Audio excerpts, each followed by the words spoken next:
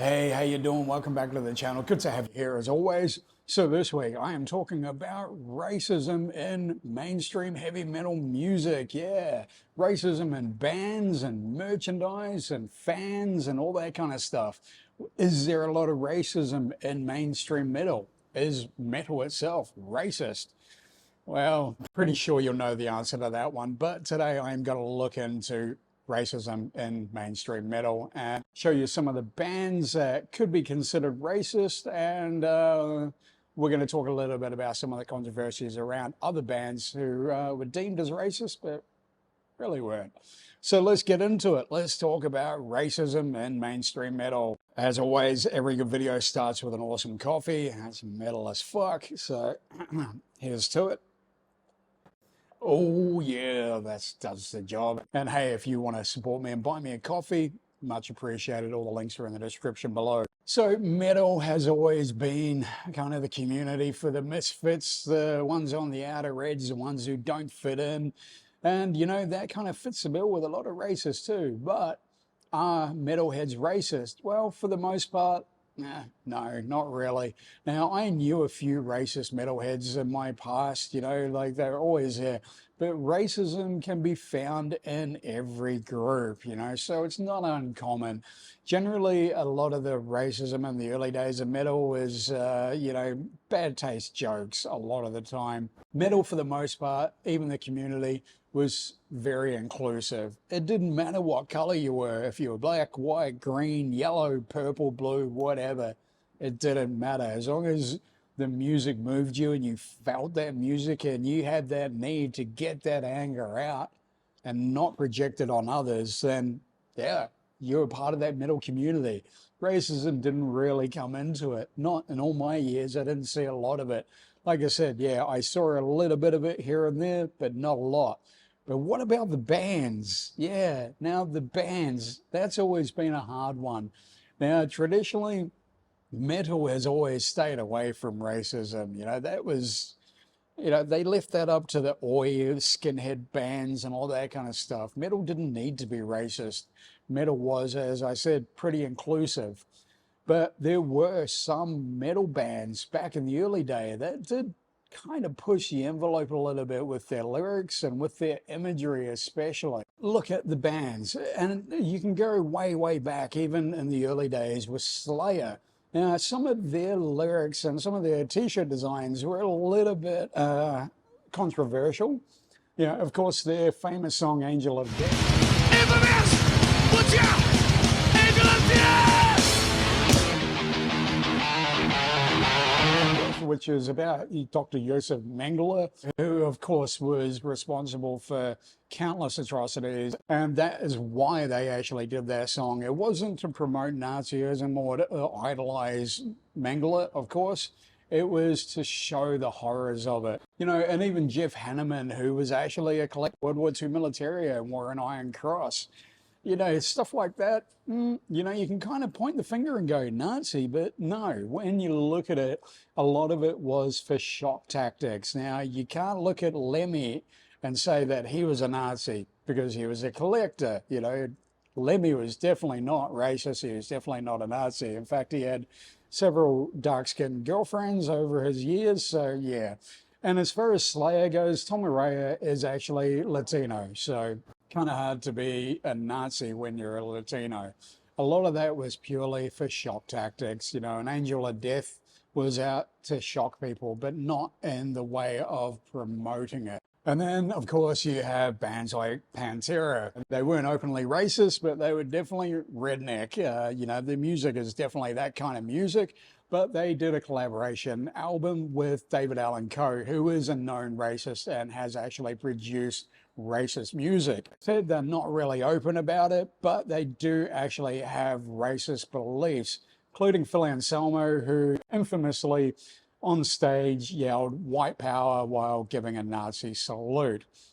He later said that it was because they were drinking white wine and he was drunk and it was just, you know, white wine power. If anyone actually believed that, Phil, yeah, sorry.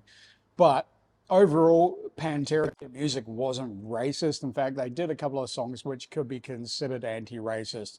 But their personal beliefs a little bit different. It was known that members of Pantera did hold racist beliefs. And then there are a lot of other incidents of more mainstream but not well-known bands like Take, who the lead singer actually painted a swastika on his chest at one performance. He said it had nothing to do with Nazism, but he is also known for his anti-Muslim views. And then you have bands like Inquisition. Inquisition's frontman Dragon ran Satanic Skinhead Propaganda, which was a label that actually did promote neo-Nazi music.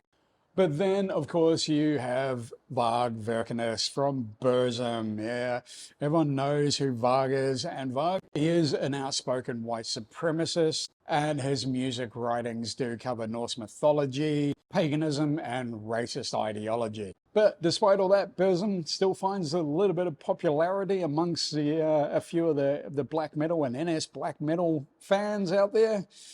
Not sure why. But then you can look at bands like Carnivore, which was Pete Steele from Typo Negative's first band.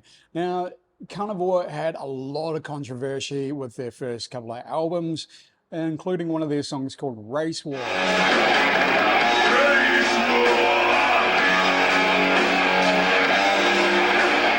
Pete never really came out and said that he was anti-racist or he wasn't racist, but there is a sentiment that he was. He was at one time actually a skinhead, you know, and he did hold racial beliefs in his early days. That obviously changed throughout his life. Now, most of Carnivore's music is definitely tongue-in-cheek. Pete always had a very sarcastic approach to everything in life, and Race War looks at the stupidity of race wars and racial beliefs and all that kind of stuff. So Carnivore, even though it came under a lot of controversy and, you know, people said it was racist, it was more anti-racist and it was more poking fun at the Nazis. Was Pete Steele racist? I don't believe so.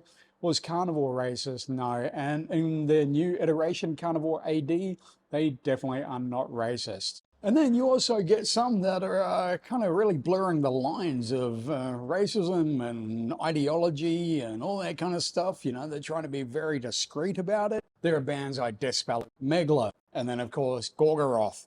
Gorgoroth, although aren't racist, they have made statements about pure bloodlines and Norse purity, which kind of sounds a little bit like Nazism or racism, just a little bit. You know, so there are bands out there who do hold those views, but they don't really want to push their views too much out through their music. They may do it through their personal views and expressions and statements, but not through their music. Occasionally they'll let stuff slip through. And one of the ways that bands actually do it is through merchandising. Yeah, merch. It's one of the best ways to actually get your message across visually without having to say anything. And a lot of bands in metal have always used controversial artwork. You know, it's what made metal what it is, you know. Having your album cover banned in many countries, that's a sign of true metal, right? Ask Cannibal Corpse. But a lot of bands have actually adopted Nazi imagery for a lot of their merchandise or for posters or album covers, and a lot of them have also been subliminal with who they thank and stuff like that in their lyrics or in their credits. And one of the most recent cases was actually Danzig. Danzig released their new t-shirt for their tour, which is Glenn Danzig in front of a Sonnenrad, or a Schwarzsonne, which is the black sun.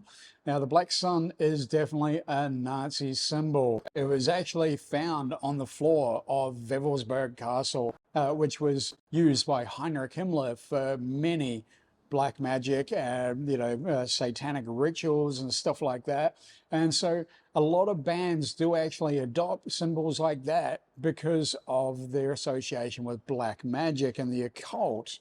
Now, Glenn Danzig is known for his fascination with the occult and with Nazism. If you go back to his home videos where he's talking about his book collection and all the fascination with Nazism and black magic.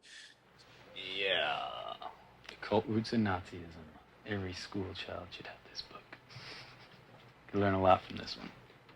So that's where the Sonnenrad could have actually come from. You know, is Glenn Danzig a Nazi or a racist? Possibly. I've always thought it myself. But there are many other bands who have used that imagery. Even Slayer, the old Slatanic Wehrmacht t-shirts.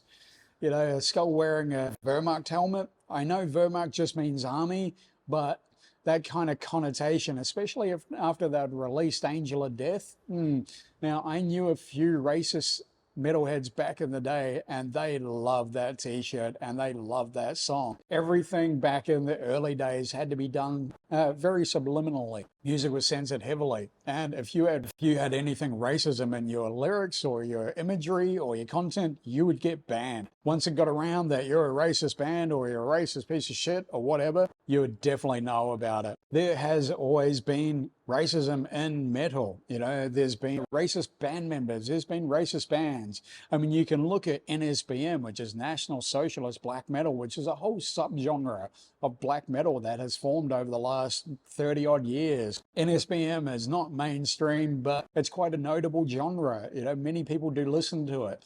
But they're out there. They're not making bones about it. It's NS black metal. They're Nazis. But when it comes to mainstream metal, they have to be very, very careful about it because you will get cancelled. Metal fans are brutal when it comes to things like that. They're shutting bands down. They can make or break a band. So if you're a well-known racist, it's not going to go so well for you. It didn't go so well for Phil. People still hate him, and people still won't go to Pantera shows because of what he actually did. Because that's the thing. The metal community has always been inclusive. It's always been about camaraderie and brotherhood. Being in the pit with so many different people changes your life. And it's not about seeing color or seeing, you're just in the pit, you're letting that energy out, you're having a great time, and everyone is your brother or your sister. You want to help people up all the time. That's what it's always been about for me. I have never seen anyone racially attacked at any metal event that I have ever attended. And I have metalhead friends from every race, from all over the world. Metal is definitely an inclusive scene, that's for sure. There are actually bands out there nowadays who are taking a stand against racism. Zeal and Ardor. Lord, don't let mercy feel. Fuses black metal with slave spiritual music to fight racism head on. And then you actually have a rise of indigenous bands like Alien Weaponry from New Zealand,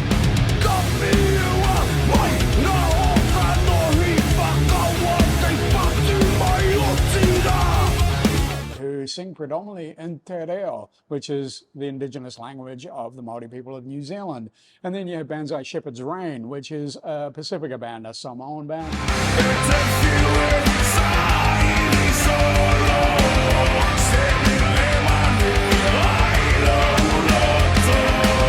who sing mostly in Samoan, which does a lot for the community. It does a lot for that inclusiveness, and it does a lot towards fighting against racism, especially in the metal community. And there is actually an incentive called Metalheads Against Racism. I became aware of it when I went to Varkin way back in the day. They were actually one of the sponsors. Metal music is not a weapon for hate. It's actually a weapon against it. Metal music brings people together, and it allows you to get that aggression out rather than pointing your aggression towards other people, especially people of other races. Metal is more about healing, getting your aggression out through that music and helping others, and just picking each other up and feeling that energy. That's definitely more about love than it is about hate. Alrighty, so that's my take on racism in mainstream metal. What do you think about it? Do you think there's actually more racism in metal music? Is there any bands that I've missed? I'm sure there's probably a few out there. Thank you so much for tuning in for another video. I really appreciate you being here as always. And hey, if you want to keep supporting me and keep supporting the channel, many different ways you can do it. Of course, you can buy me a coffee, or you can buy my merchandise, or Patreon, super likes, all that good stuff. Anything you can do is metal as fuck. As always, if you just give this video a big like, subscribe down below and hit that little bell to get notified. You'll be seeing new videos from me every week. And hey, if you're around in about 10 minutes time, live stream starting, Sunday session with Brad, special one this week. It's 4:20, so come over and join in for the Sunday session. Let's talk about some metal. But have a great week, everyone. I will see you on Thursday for another awesome video. Peace out, y'all, and love and light to you. And stay metal.